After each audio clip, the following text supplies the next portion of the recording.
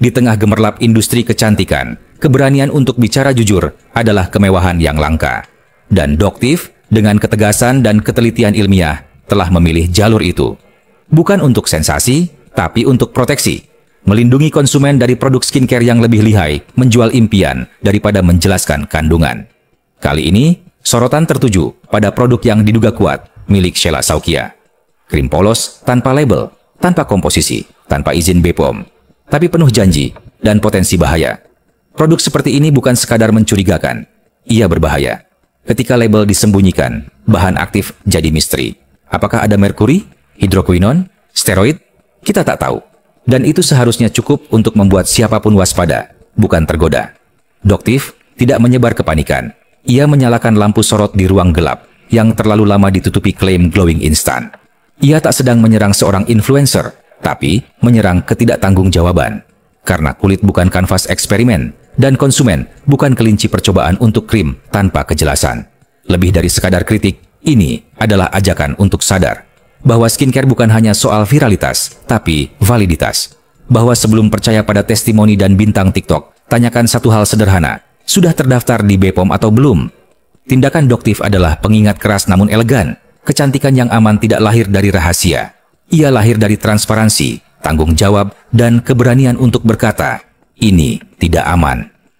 Doktiv nanya loh ya, Doktiv bukan nuduh ya. Hai Tif, ini kayaknya setiap malam kamu tuh mimpiin Dr. Reza Gladys, Dr. Richard Lee sama Sheila Saukia ya. Ini aku nanya loh, bukan nuduh loh ya. Gimana jadinya? Ya anyway, aku salah fokus nih sama itu tuh. Yang ini, di mobilnya kenapa Tif? Dibenerin dulu Tif. Kan bednya udah sampai 150 juta kan harganya. Harusnya bisa dong dibenerin itu. Biar jadi lebih bagus lah, cocok gitu sama kamu Tif gitu ya. Oh iya, kemudian soal yang ngomong ini ya, Lihat Dokter Reza bilang sobat gitu kan. Itu sebenarnya nyinyirannya ke siapa sih? Nah Tif, katanya kan dokter nih ya Tif ya, harusnya udah lanjutin edukasi aja Tif. Kalau nanya-nanyanya kayak gitu, kayak ngegibah dan nyinyir dan julid. Iya nggak sih Tif? Kalau kamu ngelihat dokter ngomongnya kayak gini, kayak yang kamu buat, kira-kira itu jatuhnya edukasi atau nyinyir, julid, dan gibah Tif? Aku nanya loh ya Tif, aku nggak nuduh loh ya, aku nanya gitu. Kalian tahu kan siapa peternak-peternak buzzer itu? Ya itu guys, ya itu yang mereka aja. Budgetnya unlimited untuk membeli buzzer, untuk membeli fake viewers.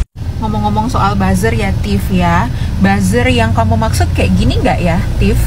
Yang dia bikin satu akun, dia post langsung tuh 34.600 tuh like-nya, yang komen 2043. Padahal itu dibilangnya apa di sini? Katanya Dr. Reza Gladys diproses hukum, kliniknya disegel. Itu bener nggak? Nyatanya itu hoax kan? Lalu kok bisa ada berita kayak gini? Terus ini juga masih ada lagi. Nah ini akun yang berbeda juga. Tadi kan Ratu Lebah, ini maksimal. Lihat tuh like-nya, 64.100 waktu aku capture yang ini. Tapi waktu di up Dr. Reza itu masih sekitar 34 ribuan deh. Coba kita lihat ya. Nah ini yang di up Dr. Reza. Si maksimal ini, itu like-nya baru 30.100 Steve. Kau lihat betapa masif, sistematis, dan luar biasanya ini buzzer-buzzer yang kayak gini nggak sih? Buzzer-buzzer yang kau maksud Steve? Oh, budgetnya nggak terbatas ya. Budgetnya ternyata unlimited ya, Tif. Luar biasa. Jadi yang peternak buzzer-buzzer kayak gini tuh siapa, Tif? Gila ya, penggiringan opininya luar biasa loh. Luar biasa ini hoaxnya. Dan kira-kira buzzer-buzzer ini dibayar sama siapa, Tif? Sama siapa, Tif? Aku nanya loh. Nah, yang lucunya nih ya, Tif ya, kamu lihat deh. Ini yang di atas itu adalah cuplikan dari Snow White ya, iklannya Snow White dari Dr. Reza ya. Nah itu kalau nggak salah waktu kamu lagi upin kasusnya si Snow White ini. Jadi kamu lagi ngebahasin si Snow White gitu kan. kamu ngebahasin Snow White, tiba-tiba muncul nih kayak gini nih, si Maksimal, si Ratu Lebah, ya, pakai cuplikannya Snow White yang kayak gini nih. Pas kamu ngomong tentang Snow White, pas akun-akun ini pada bermunculan dan bikin fitnah kayak gini. Katanya beritanya disegel, katanya kliniknya disegel, ya kan? Terus Dokter Reza dilaporin gitu, terus dibilang mafia skincare. Apa begini ya cara kerjanya? Jadi kayak kamu nih nge-up beritanya, terus tentang Snow White, terus bujer-bujer murahan itu pada bikin fiti-fiti kayak gini, penggiringan opini yang jahat dan fitnah. Kayak gitu nggak sih, Tif? Aku bertanya, aku nggak menuduh. Jadi kayak ada teraturan gitu loh, benar-benar dikoordinasi dengan luar biasa. Kayak gitu nggak, Tif? Tolong dong dijawab. Nggak apa-apa deh kamu stage video ini buat balas aku, meskipun kamu ngeblok aku, kamu bisa pakai akunmu yang satu lagi yang nggak ngeblok aku. Oke, Tif? Thank you. Kemarin dipanggil mas-mas biasa aja, terus dipanggil siputnya SpongeBob, terus sekarang ada panggilan baru anak kecil. Oke. Jangan panggil aku anak kecil, Paman. Aku mau kasih tahu juga ke ibu sesuatu yang keliru. Ini contohnya Snow White. Ya, Snow White itu tinggi dengan gula. Dibilang itu stevia. Stevia itu gula. Dokter dibilang bahwa itu bukan gula. Di cuplikan live tersebut, yang bersangkutan bilang bahwa stevia itu adalah gula dan produk itu mengandung gula yang tinggi. Gimana itu stevia? Dan seolah-olah dibilang bahwa stevia ini adalah sesuatu substance yang sangat berbahaya. Mari kita cek dulu landasan peraturannya. Karena produk yang dihebohkan, diributkan ini adalah produk pangan olahan, mari kita cek peraturan BPOM. Apa sih yang dimaksud dengan gula sesuai dengan aturan BPOM? Mari kita buka peraturan BPOM nomor 26 tahun 2021 tentang informasi nilai gizi pada label pangan. Pada lampiran 1 peraturan tersebut, yang didefinisikan sebagai gula adalah monosakarida dan disakarida pada panganan seperti glukosa, fruktosa, laktosa, dan sukrosa. Bisa dicek juga di peraturan BPOM nomor 23 tahun 2023 tentang kategori pangan. Bisa dilihat di kategori 11 yang mencantumkan kategori gula dan pemanis, termasuk madu. Di pengkategorian itu, yang disebut gula itu adalah produk dari sukrosa, glukosa, fruktosa, dan laktosa. Juga produk-produk turunannya. Sedangkan pemanis yang termasuk high intensity sweetener atau pemanis dengan intensitas tinggi, itu masuknya kategori pemanis. Terus stevia ini termasuk apa sih? Stevia ini termasuk ke dalam bahan tambahan pangan. Bahan tambahan pangan adalah bahan yang ditambahkan untuk mempengaruhi sifat atau bentuk pangan. Golongan BTP digolongkan sesuai dengan fungsinya, termasuk yang saya highlight yaitu pemanis. Sesuai per BPOM nomor 11 tahun 2019 tentang bahan tambahan pangan, stevia glikosida termasuk dalam pemanis alami. FDA menggolongkan stevia sebagai high intensity sweetener. Jadi sesuai regulasi, apakah stevia atau stevia glikosida itu termasuk gula? Jawabannya bukan. Lalu bagaimana kalau ditinjau dari metabolismenya? Stevia adalah pemanis yang memiliki nilai kalori 0 atau zero calorie sweetener. Dari artikel review yang saya baca, stevia di metabolisme dalam tubuh itu tidak menyebabkan penyerapan atau absorpsi glukosa. Bahkan di artikel yang sama membahas potensi stevia sebagai agen yang bisa menurunkan glukosa dalam darah. Lalu dibahas juga oleh yang bersangkutan tentang bahaya stevia dan karies gigi.